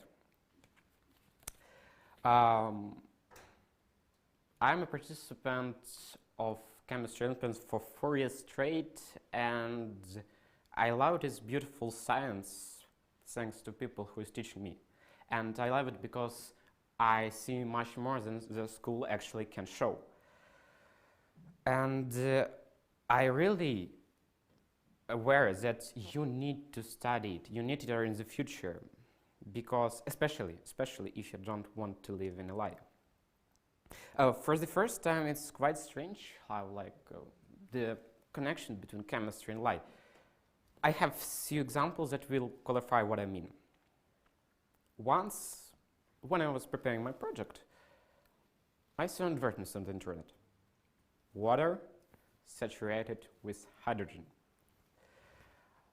Mistake, I thought, but unfortunately it was correct.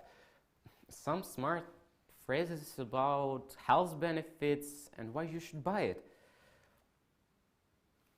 The brightest example actually I can remember, but if you think, it's really an silly idea, but people sell and recommend it to buy it. Just about biological and chemical reason why it would work. Our organism isn't able to consume hydrogen as a gas, and the amount of it that can be dissolved in water per liter at standard condition is too low, so no sense at all. So, a little bit of rational thinking and using some boxes where your brain collects chemistry lesson about polar and non-polar molecules will prevent you from such mistakes. No wasted money, no challenges, no problems. You just need to think. Remember that. Let's move on. I've got one more interesting example that will clarify what I mean. Many people really think that time actually exists, but in reality, capitalists come up with the idea of time just to sell more clocks. You need to laugh at this moment, please. Don't worry, it was a joke actually. It wasn't not capitalists, it was other guys. Okay, please look at these words. Hydrogen monoxide. Seems to be strange, yeah? Name is so complicated. I bet this is one of the chemicals which is using in the fields. And guess what? Not only in the fields, it's added to almost everything we eat or buy. Researchers show that almost, no, even this happens when it contact the metal. Imagine what will happen when it gets in your stomach. Researchers show that all sea, oceans, lakes, rivers, and other one contains dozens of it. So, while we are sitting, we need to do something with it right now. We need to rush and do something. Like we don't know what will happen with our effects and how it affects our organism. But before you are rushing to tweet this, please look at this picture. The hydrogen monoxide, or more famous as H2O. It's a little bit disturbing how the usual water can become a reason to worry. What I'm trying to say is that the world around us is so difficult, so complicated, and the idea I truly believe in, that chemistry, no, actually science in general, can help us when you're trying to think critically and analyze information. I just want people not to live in a lie. I've got some experience, and due to it, I want to give you some useful tips how to teach and learning. Like the last one I want to show you before the organizers will take me out of this scene using a long umbrella is about learning and teaching. My tips are concentrated on the experience I've got from my Olympiads.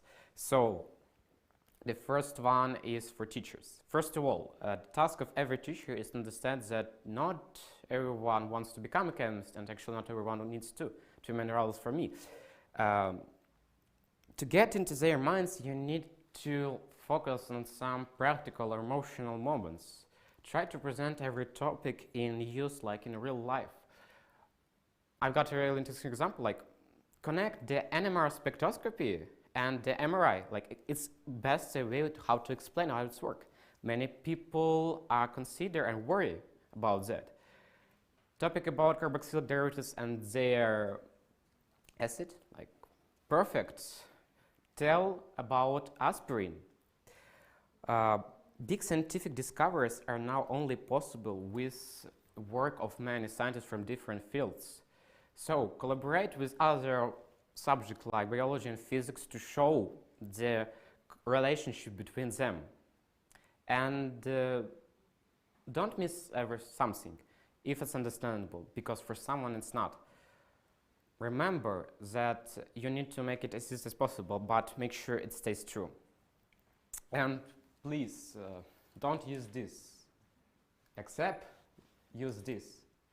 It's much more better. No? Not so depressed, yeah? So I see a long umbrella for our organizer, so the last one is for you who are studying or going to. I can sound the truth. It don't be so easy and you feel a little bit of pain. And you won't get complex theorem from the first, second, even 10 times around. So all you need is to solve things and move on. One time the bulb in your head will light up and you will understand something. But before you need to solve tasks, questions, problems, not only theorems actually, because chemistry, you need to know how to use chemistry. Our life is important and practical part, so you need to understand what you're doing. And remember, never give up, even if it's Schrödinger equation. Not to forget, chemistry is a practical science, and it would be great if work in a lab is possible, especially if it gets some practical tasks, because making even some primitive experiments is really important. But the problem is not all have access to reagent. Then remember that everything around us is chemistry. Some usual things can become new if you show them the right angle. So, live life like wonders are everywhere and show them to others. Think critically and analyze information. Remember, people make mistakes, even famous and relatable ones. So, look for facts, not for words or emotion. I hope that change your life a little bit.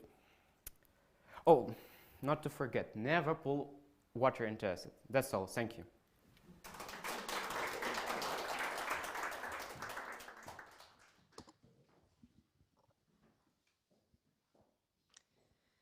Well, thank you, Maxim, for this speech. I'll definitely gonna check water in my household, and I think I won't be satisfied with the results.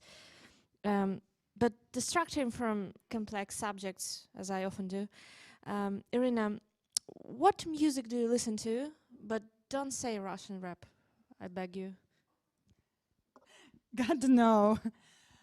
It all started with Alla Pugacheva, and now I more listen to Anuka or well, boy. Okay. Well, my school flashbacks are on air once again, and recently I found the metal album I adored at school, and it sounded like something new to me. Even if I've been listening to some tracks for a year, I may find something new in them. Wow, great. Can you imagine that this feature of music was noticed by one of our participants, Yulia Kopalivska? Let's find out more. Let's listen. Yulia, you're welcome. Hi, my name is Yulia, and I'm 17. But for now, let's forget about it. Imagine a 10 years old girl playing the piano for her little 2 years old sister. And the only light from the warm fireplace is making the piano keys visible for my fingers to flow through white and black boards, creating the sounds from Carol of the Bells. And after 2 hours of constant crying, the younger sister finally falls asleep. I remember since then how shocked I was every time I succeeded in getting my sister to bed just by playing that exact Christmas song. You may think that's a normal thing for a lot of children, but I was doing all my best not to believe into magic and mystery after she almost immediately went to sleep for a few times in a row. I must admit that she enjoyed listening to other compositions, like the lullabies, but she rarely got to bed with those melodies in the air. When I was attending music school, I was thinking about any theories for the 8 years I was there. I asked my teachers, tried to perform different songs at home, researched a lot of psychology papers, and all of that was done to find out my sister's behavior. And of course, we can't forget, Carol of the Bells was still a frequent visitor in our house. Once, I was going to leave home for a couple of days, and to prevent my mom from the eternally hard work of singing lullabies to my sister, I decided to teach her how to play my sister's favorite song. My mom is definitely not a musician, and I'm not a professor. But after long hours of studying and teaching, my mom finally got a deal with the instrument. What do you think? Did our plan work? The answer is no. And this situation fueled the flame even more, as I couldn't explain it simply as favorite song. There was something more I couldn't see, and I challenged myself to eventually find it out. Shortly, this eventually find it out revealed itself 7 years after my endless trials to solve the mystery. But I, of course, forgot about that. Many things have changed since the previous scene decorations. I was in 11th grade, had a lot of stuff to do, but still kept playing the guitar for my little brother. He once said, "I don't want Dad to play me a song, you should do that." Those words dinned into my head, and I, for the first time, felt that I was on the finish line of my little investigation. Everything turned out in the ways that my siblings and I probably developed a language, a music language, a code between each other. They didn't feel the technique of performing, and I think that song didn't play a role. Everything depended on my emotions and how my brother and I connected each other's thoughts and feelings into one bubble created by melody, by music. These cognitive feelings became the same for both of us. It's worth saying that I'm not the only one who discovered the comparative characteristics between music and language. By the way, has somebody here ever heard about music linguistics? Bruno Nadel, musicologist and ethnomusicologist from Czechia originally, wrote a whole paper some linguistic approaches to musical analysis, which help me realize that music does speak, and we truly can compare language structures and music. Do you think it is essential for musicologists? By analyzing composition like text, for example, they would explain some phenomena in music performances they couldn't do before. Some scientists went further and stated that music and language actually have the same systems. They are both sounds, they use humans' voice to be created, require some internal information to use it freely, and both affect people, emotionally or cognitively, making music and language sounds that survive through the ages of inarticulate moans. That leads us to conclude that our cognitive process while speaking and playing musical instruments is remarkably similar.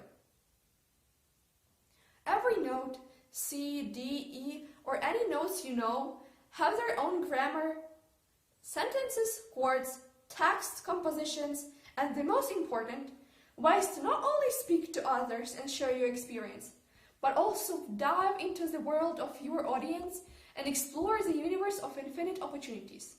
So for now, thank you.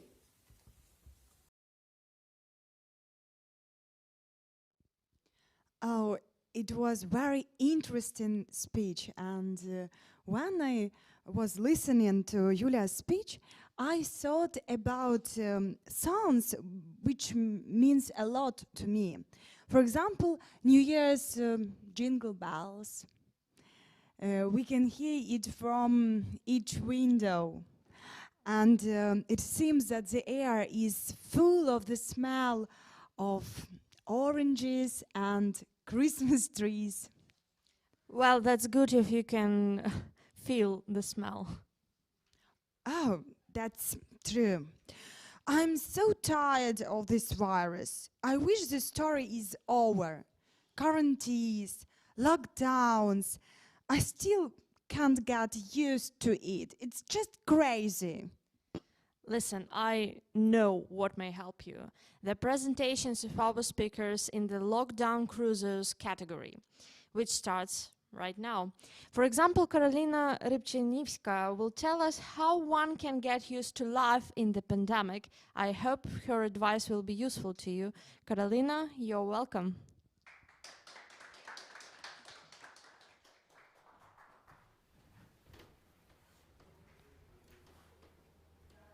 Raise your hand if you prefer online events. A year ago, I thought that it was impossible to attend meetings and classes in this way as we do today. Can you imagine? You simply open your laptop and that's it. It's not needed to go somewhere to buy something or to talk to others. A bit of magic in our lives can't be too much. On the one hand, it's cool, is not it? But it's rather sad because now it's unfortunately strange when you go out and communicate without Zoom emojis, turning on and turning off the microphones and cameras. And sometimes the experience of this communication is confusing or even crazy. Look, how many obstacles we need to get over to have a successful meeting. And I really need a good scotch tape, are you? Exactly. It's the best of both worlds that you can stay at home and do everything. But you definitely remember your worlds no online, no Zoom a year ago, when you were good to go anywhere, anytime, and you would never think you would raise your hand now.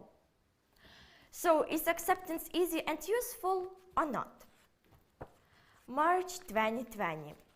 The beginning of the pandemic, we changed our outlooks and the world in general. In February 2020, I sent the application to participate in a philosophy event for teens who are funding themselves. It was something new and already desirable for me. To spend a weekend in a luxury hotel with motivated teens was a dream. Nevertheless, very soon, I found out that this event was going to be online, in Zoom, because of spreading of coronavirus. I did not even know exactly what it was. All my expectations were dispelled by the wind. I am a drama queen, am I not? Honestly, I was not really sad. It's life and it's important to cope values and to make the right conclusions. However, my mother would disagree. Actually, she had never seen me before so disappointed and furious at one time. Yeah, that's me saying that it's so important to accept everything. First month of the quarantine, I was depressed. I think we all were. We lost such an important thing, happiness. We were accustomed to do everything we want.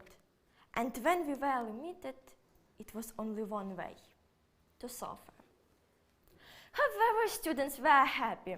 They could stay at home, chill out, and say to their teachers, well, it's a bad internet connection, sorry, I can join. Or just use voice Zoom freezers. Sorry, students, it was not nice of me to tell our secrets and the quarantine life hacks. Talking about happiness we lost. Don't you think that finding happiness we started joining online events?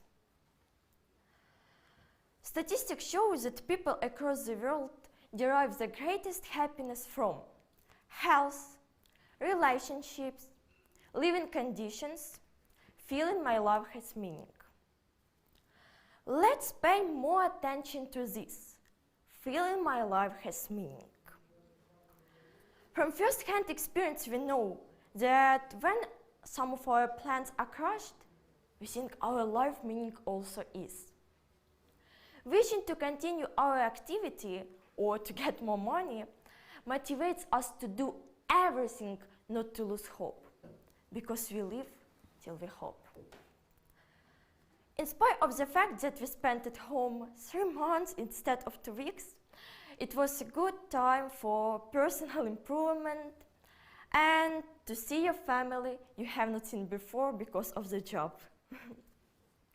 However, the time of lockdown was a fight between a temptation and willpower.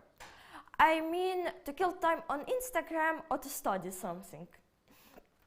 During this fight, I saw an ad about the beginning of the philosophy Olympiad for teens. Well, I waited for 7 months, nothing changed. Have a go, I said. I don't have a choice, we all sit near the computers. So, I spent a lot of hours in Zoom, I wrote an essay, took the first place, but it was not enough. I've already joined a lot of events, and now I'm still doing that. There is a first time for everything, and once you try it, won't stop. By the way, everything was closed and we should have stayed at home. So definitely you remember that period. Okay, let's get back to the tutorial. What do you think? Did I agree to join it online or not? No, I did not. Why? It was such a nice opportunity. I was scared. I did not have any desire to talk to others on the internet. I wanted to enjoy that atmosphere in real life. I wanted to have a dump of funny photos. But I think that with you all, you notice that fact that we spent a lot of hours online. But do we have a choice? From first-hand experience, I know that when I stay at home, my screen time is on average 22 hours, 44 minutes per week.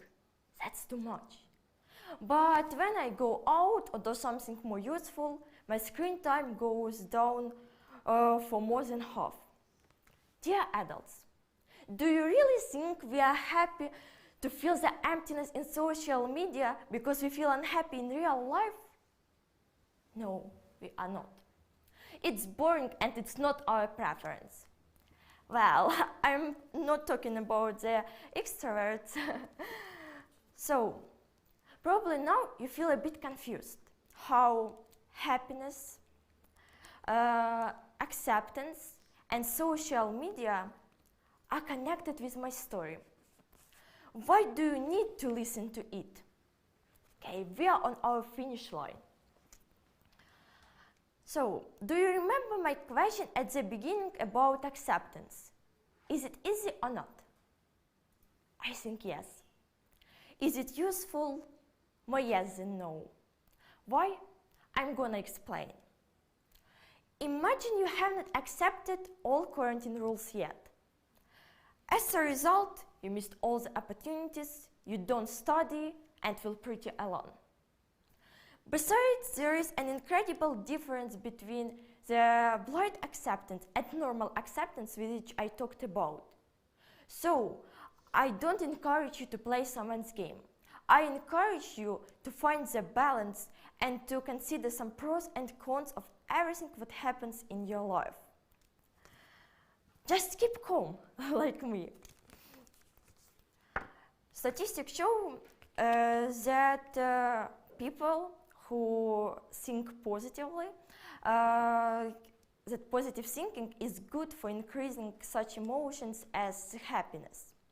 So why don't we try to be into acceptance?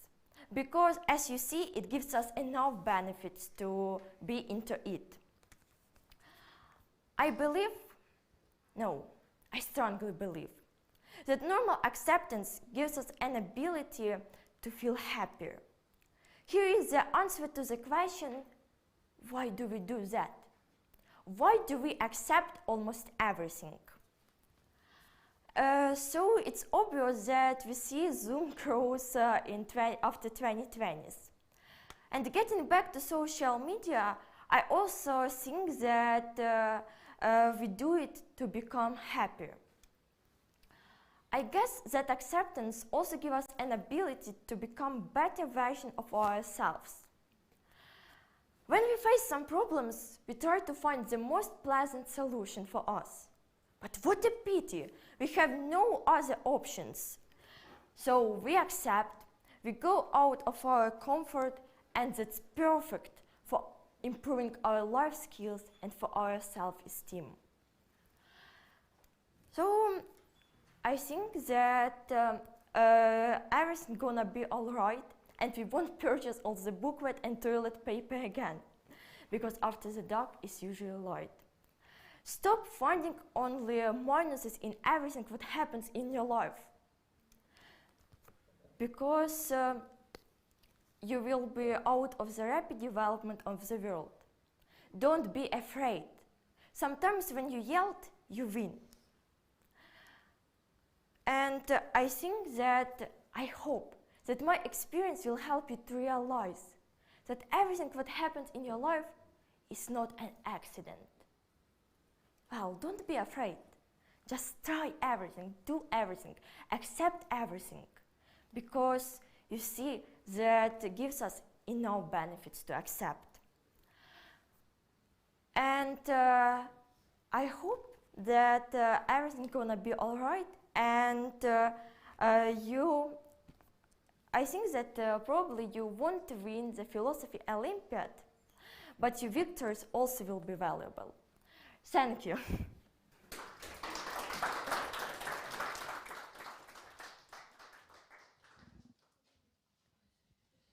Thank you, Carolina.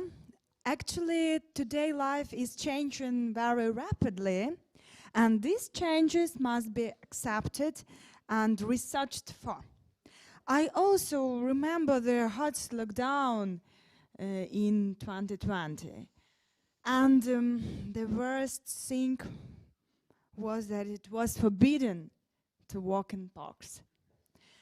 I just love to walk alone in nature science, no one around, you and your thoughts and feelings. Is it interesting to walk by yourself only? Company, music, barbecue. That's what I call outdoor recreation, actually.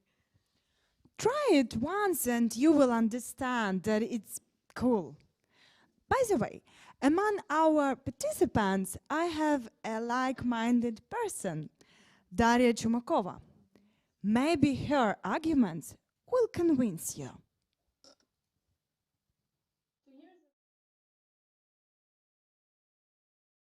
life, finally thinking of myself as a leader and gaining confidence. That's when the lockdown in the world started. And to be honest, I was clueless about what COVID was. I was just happy about a spring break. Nothing felt serious. On an average day, I was just sleeping through some of my lessons because my sleep schedule was already screwed. I took my phone, looked at some messages I got, and felt the urge to ignore them. I really didn't want to get out of bed too. Oh, a month passed since spring break.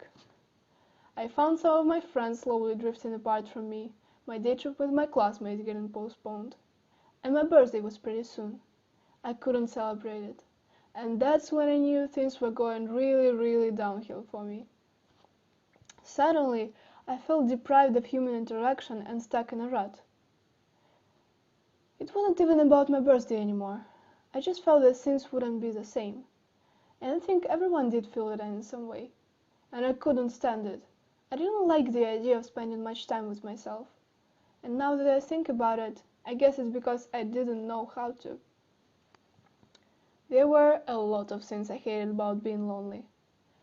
That's because as a general teen who mostly procrastinates, I couldn't get things done by myself. Most people, as well as me, feel more productive in a group, and having to manage your time all by yourself is a struggle. The other thing I despised was overthinking. I often found myself feeling anxious because of things I've done a long time ago, because I had a lot of free time to think about that. Being alone on your phone, wearing headphones or just distracting yourself is one deal, but having to be alone for long periods of time is totally different. And lastly, I always needed advice from others. Even though I thought I felt confident and independent, turned out I still wanted approval. No one would check up on me and tell me I'm becoming cringy. I had to decide what to do myself. And, to be honest, some of these points are still relevant to me. But in that environment, I didn't have much of a choice to be or not to be alone. I tried a solution called online friends. It kept me entertained for some time, but things got progressively worse. So like everyone else, I thought, what am I doing wrong? The path of self-digging has begun. But it wasn't useless. I found out that I was the problem.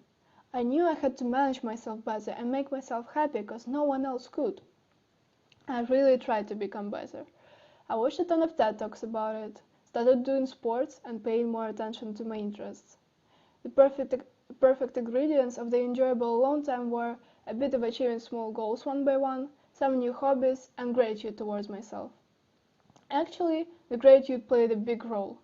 It's simple if you imagine just dating yourself. Avoiding yourself when you achieve what you want, being grateful to yourself for caring, and all the other things you would do in a healthy relationship. Some time passed, and I knew I was in a better mental state, but I didn't notice much changes in my personality back then. The realization came when I returned to school, and I felt like quite a different person. I realized that the positive changes come after you stop feeling lonely on your own. So these are the exact benefits of being alone that I noticed. You become more fulfilled after talking to people, because you always have something new to share, even if not much happened. People notice your charisma and personality more. You know your worth and what you want better, and people can't influence you that easily. You become more emotionally intelligent. You know how to deal with stress and anxiety, and you can always reassure yourself.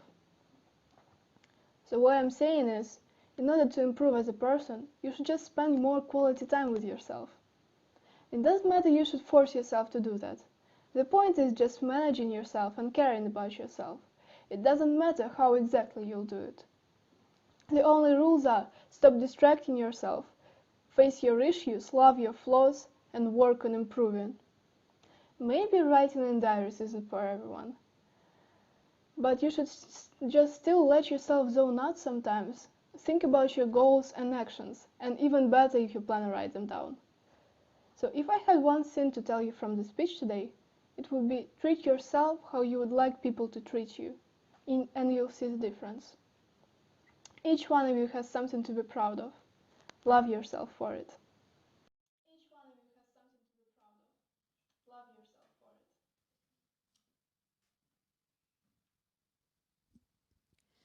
Well, okay. I may agree that being alone may be useful sometimes. But you know, I remembered Hemingway saying that loneliness is beautiful, but how beautiful it is when you have someone to say that it is beautiful. So I like hanging out with friends, and with all these quarantines, I could meet them only online. Probably that's okay for students. You don't have to go to school, can turn off the camera and the sound and sleep while the teacher explains something else. I do not agree with you at this point, because I think that teenagers how to live communication as well. Although they are smartphone generation, as they say, our participant Arseny Maximov analyzed how distance learning affects the health and mood of his peers. And now let's listen to what dominates in distance learning, the pros or the cons. Arseny, you're welcome.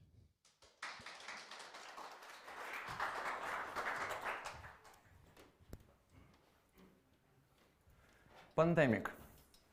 How many times have you heard this word? Probably a lot, right? Furthermore, I would even say that most of you would agree that pandemic is the most common topic that people share nowadays. If you don't agree, you probably didn't talk to my grandma. You remember the good old times where you didn't have to show off your whole medicine book at the gates of McDonald's just to be eligible to eat a sandwich. And even if you are let into the public place, your dialogue with its inhabitants would most likely consist of, "Man, this quarantine sucks," or stuff like that. So, in case you've been living under the rock, people are being divided into two groups: those who are vaccinated and those who are not. Does it sound familiar to you? That's literally a plot for a Netflix series. But if it's not, maybe it's all just a governmental experiment to test their chemical weapons on us. Well, to answer for sure, we would need to go back and look at our past mistakes, just so we can find out what the core of the problem is. Okay, let's begin. But remember, you're only allowed to participate if you're vaccinated. Long, long ago, in a galaxy far, far away, but a real long time ago.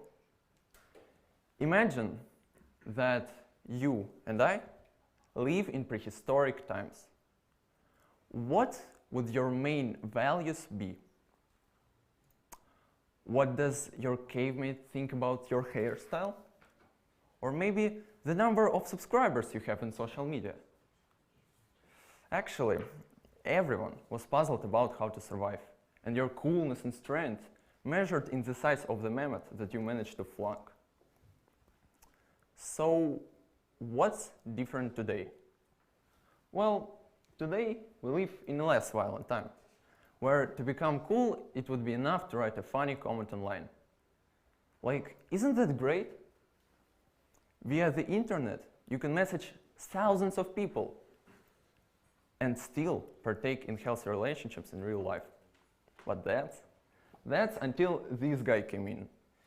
He needs no introduction, you all know him. But if you are still clueless, let me show you on a practical example. You see this group of happy teenagers hanging out, doing I don't know what. So, any assumptions to what happened to them after they met the guy? They simply vanished. They were disbanded. And that's happened to thousands of groups of teenagers all over the planet. When the first global lockdown was announced, to be fair, I was even delighted. I realized that I finally could sleep longer. But when it happened for a second time, I felt kind of nervous, you know, because I realized that my knowledge became superficial and I couldn't fully assimilate like any new school material.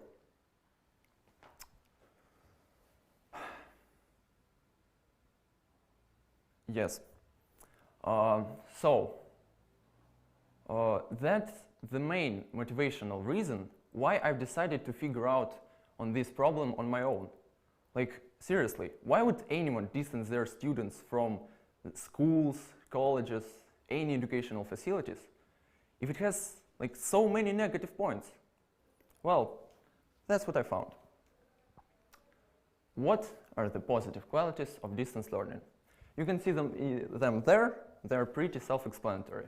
So accessibility means simply that distance learning is accessible if you have a stable internet connection.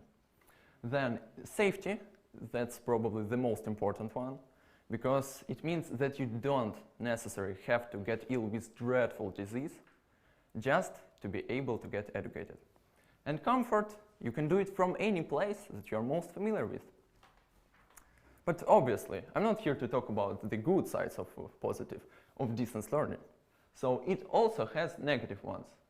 Obvious flaws would be no practical experience, limited communication, and lack of motivation. So,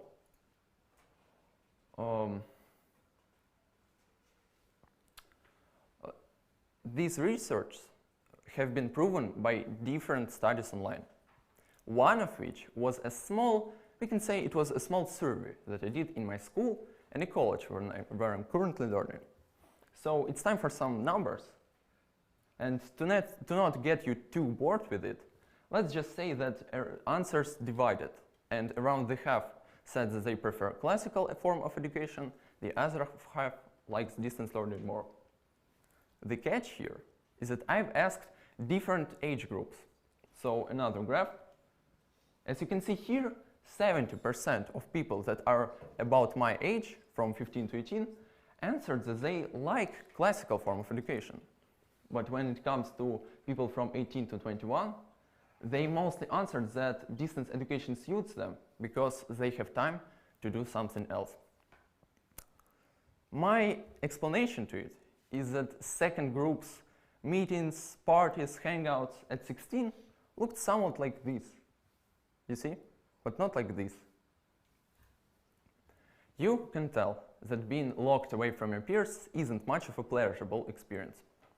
But is there any way that you can cope with it? Well, you can't change much global-wise, obviously, but you can start from changing yourself.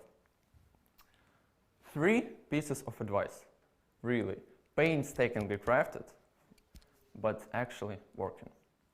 So start self-developing, obviously. Put the remote down and think for a second. Quarantine is the best time for you to get educated and to achieve something that you have long strived to do, since you have so much more time. At quarantine, you can grow both mentally and physically. Second, less internet and more life. That means that you should go out for a walk more. Go out maybe for a bike ride, in nature, anywhere, but social networks, seriously. They lead to high expectations and low self-esteem. And third, which I like the most, be more positive. Be as open-minded as possible, since it really will make your life easier. Start looking at things with humor, and you should be just fine. So, is this really a governmental experiment, a simulation to test how we struggle with stress or to, I don't know, mess with our patients? Even if it is, then I lied to you. You remember I said that you can't change much global-wise. That's a lie. You can change first yourself and those who surround you. That's the key to dispelling social isolation. Thank you.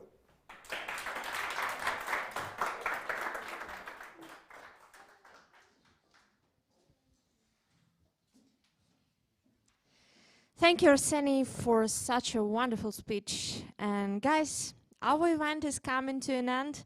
And we are truly grateful to all the participants of the 6th season of the TED Club, the teenagers who are not afraid to comprehend complex topics, seek knowledge, and make their dreams come true. And we invite you to follow the Brainy English pages on Instagram and Facebook. After all, in January 2022, we will be accepting applications for the TED Club Season 7. Do not miss this opportunity. Of course, we thank our audience who listened to the presentation of our speakers very carefully and supported them. Let's see which of the spectators were the most active and draw the prizes.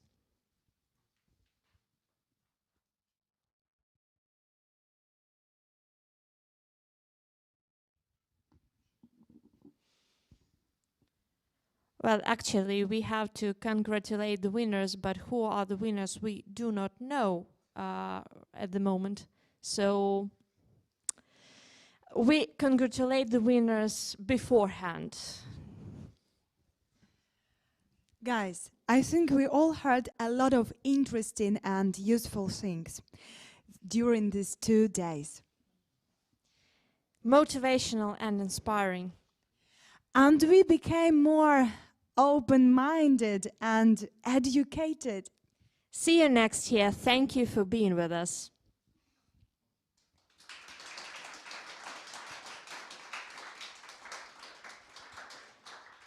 And as I see